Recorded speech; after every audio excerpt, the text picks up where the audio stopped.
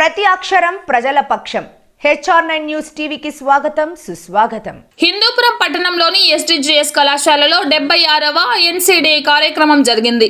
ఈ కార్యక్రమానికి కళాశాల జాయింట్ సెక్రటరీ దాస గంగాధర్ ముఖ్య అతిథిగా విచ్చేసి జెండా ఆవిష్కరణ గావించి జెండా వందనం చేశారు.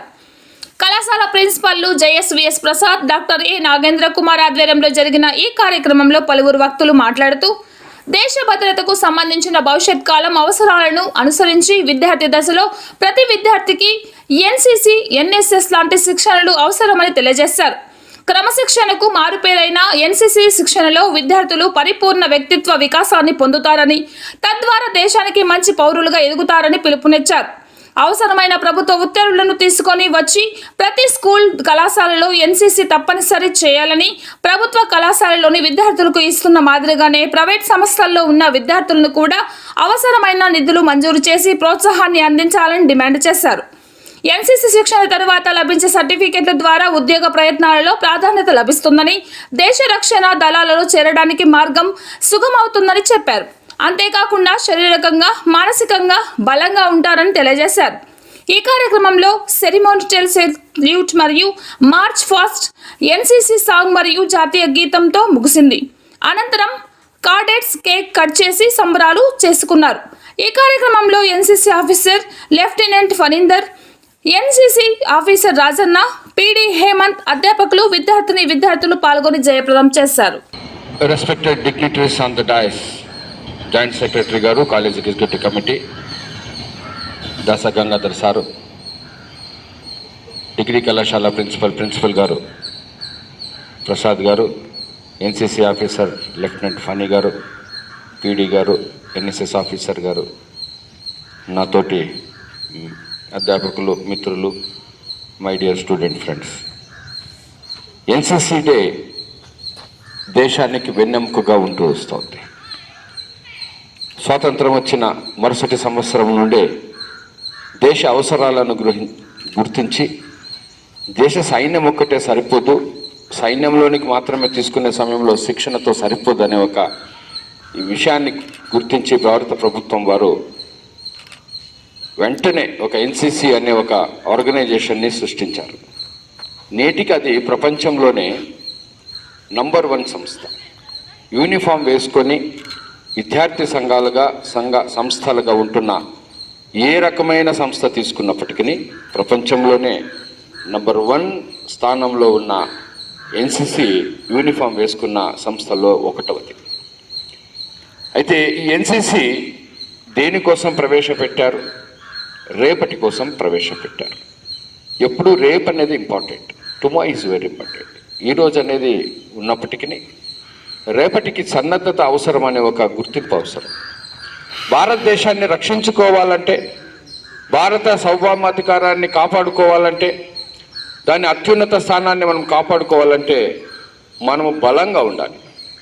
మనల్ని ఎవరైనా కన్నెత్తి చూడాలి అంటే వణుకు పుట్టాలి.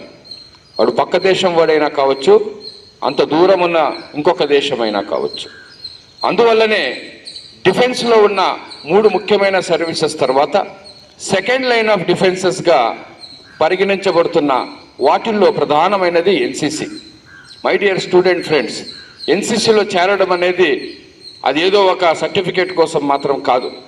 ఇది వ్యక్తిత్వ వికాస ముఖ్యమైన లక్షణం. అది ఏదైతే పర్సనాలిటీ డెవలప్మెంట్ ఉందో దానికి కావాల్సిన ముఖ్యమైనవి ఏవిరా అంటే స్టూడెంట్ దశలో ఉన్నప్పుడే శిక్షణ ఇవ్వడం. చదువు ఒక్కటే సరిపోదు కాబట్టి, అంతేకాకుండా నేటి చదువులు మనకందరికీ తెలుసును. చదువులు అనేటివి పుస్తకాలకు పరిమితం అవుతున్నాయి, మార్కులకు పరిమితం అవుతున్నాయి, గ్రేడ్లకు పరిమితం అవుతున్నాయి.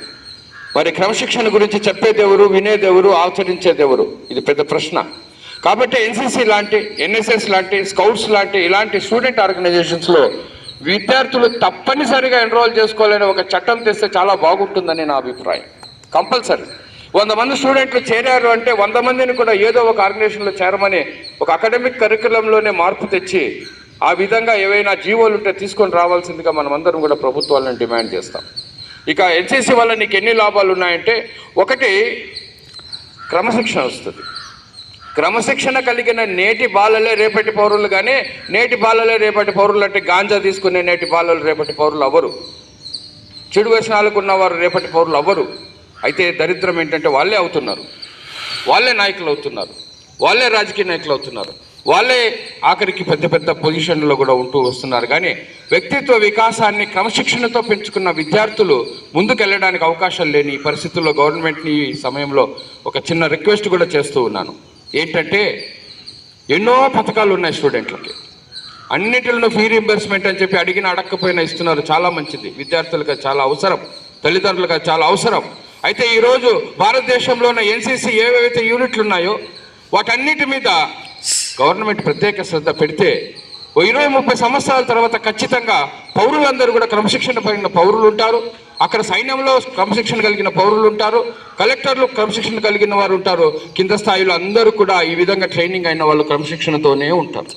కాబట్టి ఏదైతే కళాశాలలకు ఏ విధంగా ప్రైవేటు పబ్లిక్ ఇది అది అని చూడకుండా ఫండ్స్ ఇస్తున్నారో, ఫీ రియంబర్స్మెంట్లు అట్లాంటివి, వాటి ద్వారానే ఎన్సీసీకి కూడా అన్ని ఫండ్స్ ఇవ్వాలి. పేద విద్యార్థులు చదువుకుంటున్న ఎన్నో ప్రైవేట్ కళాశాలల్లో వారు సొంత ఖర్చులు వాళ్ళు అనుభవించుకోవాలంటే ఇది వచ్చేటివి. స్టూడెంట్స్ కూడా ఎంతో హెల్ప్ ఉండేది, దాదాపుగా ఉచితంగా అన్ని జరిగిపోయేటి. మరి ఈరోజు పిల్లలు ఖర్చు పెట్టుకోవాల్సి వస్తుందంటే ఇది ముఖ్యమైన విషయంలో ప్రభుత్వాలు వారు మాట్లాడుకుని చట్టసభల్లో తీర్మానాలు చేసి గవర్నమెంట్ ఆర్డర్స్ తీసుకొని వచ్చి ఎక్కడైతే కళాశాల ఉందో అక్కడ ఎన్సీసీ కంపల్సరీ చేయాలి. ఎక్కడైతే కళాశాలలో ఎన్సీసీ స్టూడెంట్స్ ఉన్నారో వారికి అయ్యే ప్రతి ఖర్చు కూడా ₹1 కూడా వారి మీద ఖర్చు కాకుండా వారికి మరుద్దాం. ఆ దిశగా ఏ చట్టాలు అవసరం వాళ్ళు తీసుకొని వద్దాం. వేదికను అలంకరించిన పెద్దలందరికీ నా నమస్కారాలు. అదేవిధంగా మన కాలేజ్ నుంచి ఎన్సీసీలో చాలా సంవత్సరాల నుంచి ఎక్కడెక్కడికో ఢిల్లీకి కానీ లేదు అంటే పెద్ద పెద్ద డిపార్ట్మెంట్స్లో ఎన్సీసీ తరఫున ఉండే వాళ్ళు చాలామంది ఉన్నారు. మీరు కూడా ఆ స్టేజ్కి పోవాలని చెప్పేసి నా మనస్ఫూర్తిగా నేను కోరుకుంటాను. ఒక ఎన్సీసీ అంటే ఎప్పుడు చూసినా డ్రిల్లు ఇది ఒక్కటే కాదు, దాంతోపాటు మీ ఎడ్యుకేషను, తర్వాత ఇక్కడ ఎన్సీసీలో సంపాదించుకున్న B&C సర్టిఫికేట్స్ అవి చాలా చాలా ఇంపార్టెన్స్. మీకు B&C సర్టిఫికేట్ సంపాదించుకొని యాజ్ వెల్ యాజ్ అదే విధంగానే ఎడ్యుకేషనల్ కూడా మీ అకాడమిక్స్ కూడా అన్నిట్లో కూడా పాస్ కావాల్సిందిగా కోరుకుంటున్నాము. మీరు ఇది ఒక్కటి సంపాదించుకొని అది లేదు అంటే యూజ్ ఉండదు, అది సంపాదించుకొని ఇది లేదు అంటే కినా యూజ్ ఉండదు.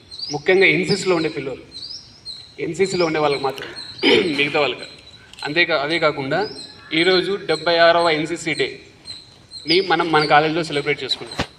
దానికి ముందుగా మీకు అందరికీ కూడా శుభాకాంక్షలు. ఓకేనా? ఈ అవకాశం ఇచ్చినందుకు ధన్యవాదాలు. Thank you.